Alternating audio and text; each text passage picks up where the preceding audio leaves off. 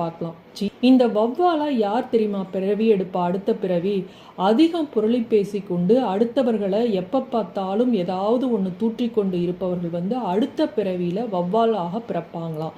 நிறைய பாழடைந்த வீடுகள், பாழடைந்த கோவில்கள்ல தான் வௌவால்கள் இருக்கும்.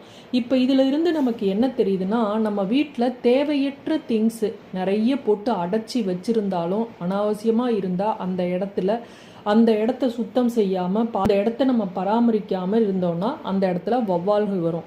வீட்டோட கொல்லைப்புறம் இடம் இருக்குல்ல, இந்த இடத்துல வௌவால் தங்குது அப்படின்னா அந்த இடத்துல தடுப்பதற்கான வழியை பார்க்கணும்.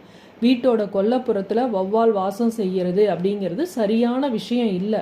வௌவால் அங்கே வந்துருச்சு, அதுவும் ரத்தத்தோடலாம் விழுவுது, அது இருக்கு அப்படின்னா பயந்துக்க வேணாம். அந்த வௌவால் ரத்தத்தோட விழுவுது, செத்து போய் விழுகுதுன்னா அந்த இடத்த கழுவி சுத்தம் விட்டுட்டு மஞ்சள் கலந்த தண்ணீரை